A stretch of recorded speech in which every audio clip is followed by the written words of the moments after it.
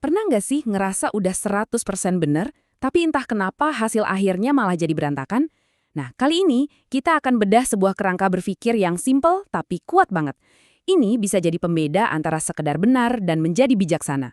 Kita akan bahas 3 kunci yang bisa mengubah cara kita bertindak selamanya. Nah, ini dia. Kita semua pasti pernah di posisi ini. Kita pegang semua datanya, logikanya nggak bisa dibantah, tapi kok ujung-ujungnya malah jadi canggung atau bahkan ngerusak hubungan? Inilah dilema klasiknya, antara pengen kelihatan benar dan menjadi efektif. Tapi tenang, ada kok cara untuk keluar dari dilema ini. Ada semacam peta sederhana yang bisa memandu kita, yang terdiri dari 3 langkah kunci. Yuk, kita mulai dari fondasinya dulu. Kunci yang pertama dan yang paling logis adalah apa yang benar. Ini landasan kita. Jadi sebelum kita ngomong atau bertindak, kita harus pastikan dulu. Ini berdasarkan fakta nggak? Sesuai aturan nggak?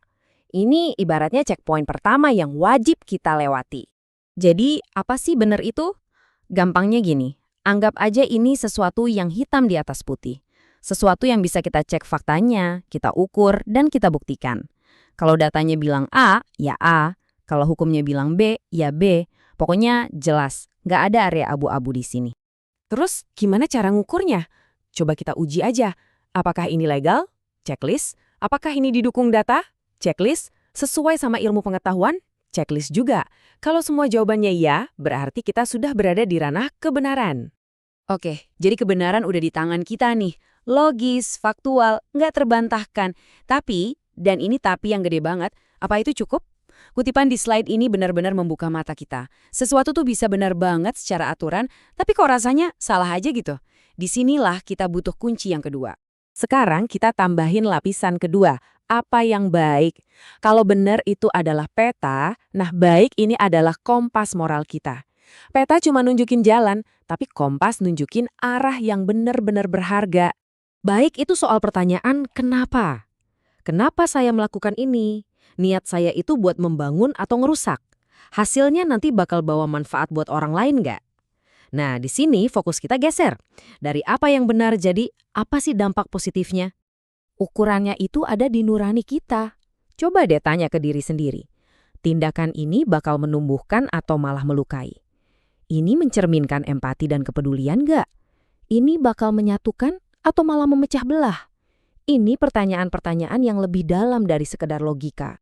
Coba lihat ini. Kita udah punya fakta, benar, dan niat baik, baik. Wah, kombinasi sempurna kan? Ternyata belum. Kutipan ini jadi kuncinya. Cara kita menyampaikannya bisa menghancurkan pesan yang paling bagus sekalipun. Dan ini membawa kita ke elemen terakhir yang paling penting. Dan inilah kunci ketiga, sentuhan terakhirnya. Apa yang patut? Kalau benar itu bahannya dan baik itu resepnya, nah patut ini adalah cara kita menyajikannya. Inilah yang menentukan hidangan kita bakal diterima dengan baik atau malah dilempar balik. Patut itu adalah seni tahu diri dan baca situasi. Ini bukan soal mengubah kebenaran ya, tapi tentang memilih waktu, tempat, dan cara yang paling pas. Ini adalah kecerdasan sosial dalam prakteknya. Jadi, ukurannya adalah tentang orang lain. Sebelum kita ngomong, coba tanya dulu. Kata-kata saya ini bakal membangun dia nggak ya? Waktunya pas nggak buat dia? Cara saya ini ngehargain dia nggak? Inilah jembatan yang menghubungkan antara sekedar benar dan menjadi bijak. Oke, kita udah punya ketiga kepingan puzzle. Benar, baik, dan patut. Sekarang, bagian yang paling seru nih. Gimana caranya kita satuin semuanya jadi sebuah gambaran yang utuh dan bijaksana. Yuk kita lihat harmoninya. Coba lihat tabel ini. Ini ringkasan yang pas banget.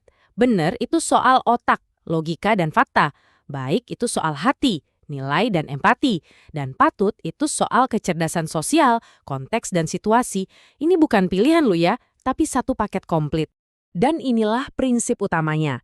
Niat baik, baik. Tanpa fakta, benar, itu rapuh.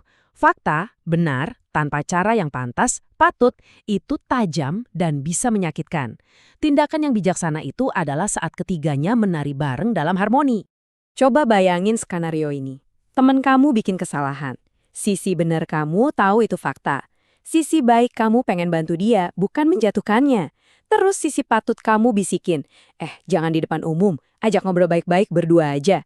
Nah, waktu ketiganya kerjasama, hasilnya adalah solusi, bukan konflik, perubahan, bukan penghakiman. Jadi, anggap aja 3 kunci ini bukan sekedar teori yang kita bahas hari ini. Anggap ini sebagai toolkit pribadi kamu yang bisa kamu keluarin kapan aja untuk menghadapi situasi sosial serumit apapun. Jebakan terbesarnya itu ini, kita terlalu terobsesi untuk jadi yang paling benar. Padahal tujuan kita seharusnya adalah melakukan hal yang benar dengan cara yang baik dan patut. Ini soal pergeseran dari ego ke efektivitas. Itulah tujuan akhirnya. Pada akhirnya, orang yang bijak itu berdiri di atas 3 pilar yang kokoh ini. Hati yang baik, pikiran yang benar, dan sikap yang patut. Ketiganya menopang setiap tindakan kita, membuatnya jadi lebih bermakna. Dan sebelum kita tutup, ada satu pertanyaan buat kamu bawa pulang. Dari 3 kunci ini, benar, baik, dan patut, kira-kira pilar mana ya yang perlu kamu perkuat lagi?